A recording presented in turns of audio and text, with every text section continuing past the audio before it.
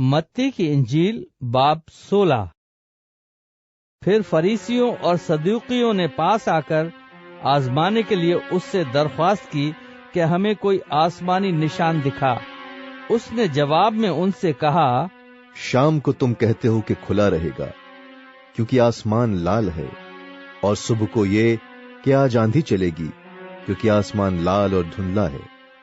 तुम आसमान की सूरत में तो तमीज करना जानते हो, मगर जमानों की अलामतों में तमीज नहीं कर सकते। इस जमाने के बुरे और जिनाकार लोग निशान तलब करते हैं, मगर योना के निशान के सिवा कोई और निशान उनको न दिया जाएगा। और वो उनको छोड़कर चला गया। और शागिर्द पार जाते वक्त रोटी साथ लेना भूल गए थे। यीशु ने उनसे कहा, खबरदार, फरीसियों और सदूकियों के खमीर से होशियार रहना। वो आपस में चर्चा करने लगे, हम रोटी नहीं लाए। यीशु ने ये मालूम करके कहा, ऐ कम-ए-तिकादों, तुम आपस में क्यों चर्चा करते हो कि हमारे पास रोटी नहीं? क्या अब तक नहीं समझते? और उन 5,000 आदमियों की 5 रोटियां तुमको याद नहीं? और न ये कि कितनी टोकरियां उठाई?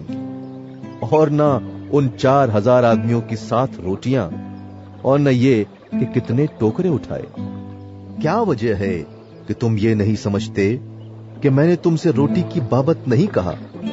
फरीसियों और सदूकियों के खबीर से खबरदार रहो। तब उनकी समझ में आया कि उसने रोटी के खमीर से नहीं, बल्कि फरीसियों और सदूकियों की तालीम से खबरदार रहने को कहा था। जब यीशु कैसरिया फिलिप्पी के इलाके में आया तो उसने अपने शागिर्दों से पूछा, लोग इब्ने आदम को क्या कहते हैं? उन्होंने कहा, बाज यूहन्ना बपतिस्मा देने वाला कहते हैं, बाज एलिया, बाज यर्मिया या नबियों में से कोई। उसने उनसे कहा, मगर तुम मुझे क्या कहते हो? शमौन पतरस ने जवाब में कहा, तू जिंदा खुदा का बेटा मसीह है। यीशु ने जवाब में उससे कहा, मुबारक है तू शमौन बरयोना, क्योंकि यह बात गोश्त और खून ने नहीं, बल्कि मेरे बाप ने जो आसमान पर है तुझ पर जाहिर की है। और मैं भी तुझसे कहता हूं कि तू पतरस है, और मैं इस पत्थर पर अपनी कलीसिया बनाऊंगा, और आलम अरवाह के दरवाजे उस पर गालिब न आएंगे। मैं आसमान की बादशाही की कुंजियां तुझे दूंगा, और जो कुछ तू जमीन पर बांधेगा वो आसमान पर बंधेगा, और जो कुछ तू जमीन पर खोलेगा वो आसमान पर खुलेगा। उस वक्त उसने शागिर्दों को हुक्म दिया कि किसी को न बताना कि मैं मसीह हूँ। उस वक्त से यीशु अपने शागिर्दों पर जाहिर करने लगा कि उसे जरूर है कि यरूशलेम को जाए और बुजुर्गों और सरदार, काहिनों और फकीहों की तरफ से बहुत दुख उठाए और कत्ल किया जाए और तीसरे दिन जी उठे। इस पर पतरस उसको अलग ले जाकर मलामत करने लगा, ऐ खुदावन, खुदा न करे ये तुझ पर हरगिज नहीं आने का। उसने फिर कर पतरस से कहा, ऐ शैतान, मेरे सामने से दूर हो, तू मेरे लिए ठोकर का बायस है, क्योंकि तू खुदा की बातों का नहीं बल्कि आदमियों की बातों का ख्याल रखता है।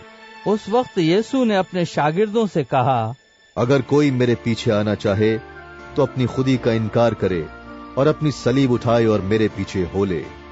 क्योंकि जो कोई अपनी जान बचाना चाहे उसे खोएगा, और जो कोई मेरी खातिर अपनी जान खोएगा उसे पाएगा। अगर आदमी सारी दुनिया हासिल करे और अपनी जान का नुकसान उठाए तो उसे क्या फायदा होगा? या आदमी अपनी जान के बदले क्या देगा? क्योंकि इब्ने आदम अपने बाप के जलाल में अपने फरिश्तों के साथ आएगा।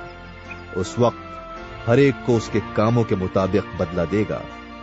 मैं तुमसे सच कहता हूं कि जो यहां खड़े हैं उनमें से बाज ऐसे हैं कि जब तक इब्ने आदम को उसकी बादशाही में आते हुए न देख लेंगे, मौत का मजा हरगिज न चखेंगे।